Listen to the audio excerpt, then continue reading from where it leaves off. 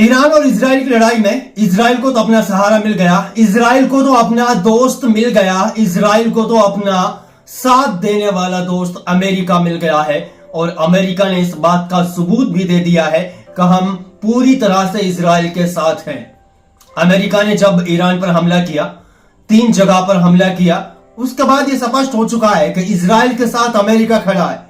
अब सवाल सबसे बड़ा यह होता है, क्या ईरान के साथ भी कोई है या फिर ईरान अकेले अपने दम पर अमेरिका और इजराइल का मुकाबला कर रहा है? ऐसा नहीं है, ईरान के साथ भी है।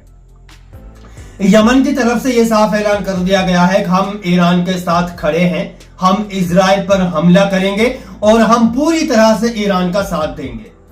ईरान जो भी मदद चाहेगा हम ईरान को मदद देंगे, ईरान जो भी मदद मांगेगा हम ईरान के साथ खड़े।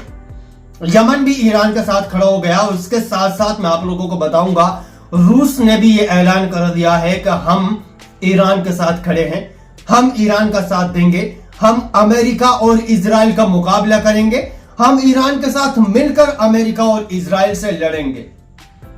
पहले आप ये खबर देखिए, हिंदुस्तान की खबर है, अमेरिका इजराइल के खिलाफ युद्ध में कूदा, मिडिल ईस्ट का एक और देश ईरान का देगा साथ। ईरान का साथ देने के लिए यमन ने ऐलान कर दिया है कि हम पूरी तरह से फाइनल कर चुके हैं कि ईरान का साथ देने के लिए हम लड़ने के लिए तैयार हैं। अमेरिका और इजराइल के खिलाफ जारी युद्ध में अब ईरान को मध्य पूर्व से एक और देश का खुला समर्थन मिला है, खुला साथ मिल गया है। यमन ने आधिकारिक तौर पर इस युद्ध में शामिल होने का ऐलान कर दिया है। यमनी सशस्त्र बलों के प्रवक्ता ब्रिगेडियर जनरल याह्या सरिया ने एक सोशल मीडिया पोस्ट के जरिए घोषणा की है और उन्होंने साफ कर दिया है कि हम ईरान के साथ हैं, इजराइल पर हमला करने के लिए तैयार हैं, अमेरिका से मुकाबला करने के लिए तैयार हैं। अमेरिका ने अभी जो ईरान पर हमला किया था उस पर यमन के एयर स्पेस को इस्तेमाल किया था, यमन के पानी के जो एयर स्पेस है उनका इस्तेमाल किया था।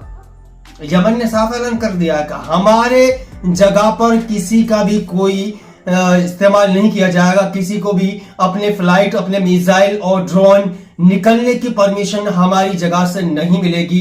इसलिए अमेरिका और इजराइल को यह चेतावनी दी जाती है कि हम ईरान के साथ खड़े हैं, आप लोग सोच समझकर हमला करें। इसके अलावा मैं आप लोगों को और बता दूं, ईरान की ताकत में बड़ा इजाफा, रूस ने कर दिया अपना रुख साफ, इजराइल अमेरिका की बड़ी टेंशन। जब रूस जैसे बड़े देश ईरान के साथ खड़े हो जाएं तो अमेरिका की टेंशन बढ़ेगी, इजराइल की पतलून गीली होगी। वैसे भी इजराइल चमन चूतियों की तरह, चमन परास का एक डब्बा बनकर इस वक्त कठपुतली की तरह नाच रहा है। इस लड़ाई में पहला अहम रोल जो था वो इजराइल और ईरान का था। अब इजराइल ने अपना पल्ला झाड़ लिया है, इजराइल ने अपनी लड़ाई जो है वो ट्रंप के कंधों पर डाल दी है, अमेरिका के कंधों पर डाल दी है। अब ये लड़ाई इजराइल और ईरान की लड़ाई नहीं है, अब ये लड़ाई अमेरिका और ईरान के बीच होने वाली है। इजराइल तो अब इससे पीछे हट गया है। इजराइल ने ईरान के सामने ये भी प्रस्ताव रख दिया है कि इस जंग को खत्म कर लीजिए, इस लड़ाई को खत्म कर लीजिए, इसमें कॉम्प्रोमाइज कर लीजिए, इसमें सीज फायर ले लीजिए।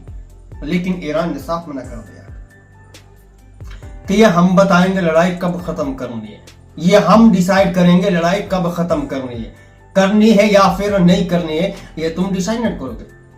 इजराइल ने पहला हमला करके बहुत बड़ी गलती कर दी और अब इस बात का एहसास इजराइल को कहीं ना कहीं हो गया है कि मैंने ईरान पर अटैक करके बहुत बड़ी गलती की थी। उसके साथ साथ अमेरिका ने जो अटैक किया ईरान पर, यह उससे भी बड़ी गलती है।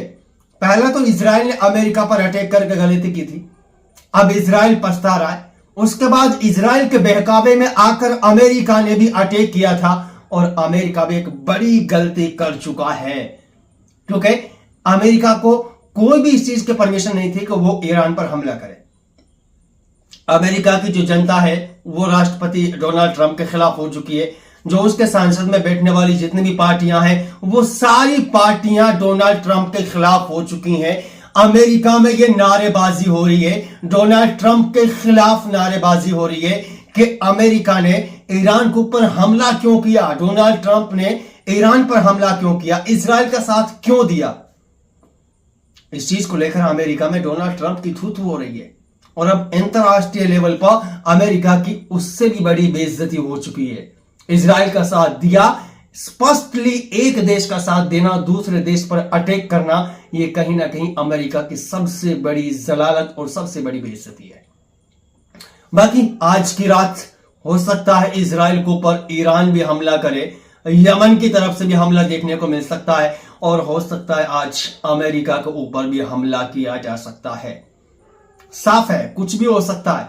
बाकी आपको क्या लगता है? ईरान अब कमजोर नहीं है, यमन का खुला साथ मिल गया है, रूस का खुला साथ मिल गया है। अब देखते हैं यमन, रूस और ईरान दोनों उधर हैं, इजराइल और अमेरिका दोनों के बीच लड़ाई खत्म होती है या फिर ये बड़े एक युद्ध की तरह बढ़ती है। आपको क्या लगता है? आपका पर्सनल ओपिनियन क्या है वो हमें जरूर शेयर करके बताएं, और इस वीडियो को जहां तक हो सके अपने यार दोस्तों में शेयर करें, और जो लोग नए हैं चैनल को सब्सक्राइब करें, बेल आइकन प्रेस करें। अच्छा लगे तो इस वीडियो को एक बार जरूर शेयर करें।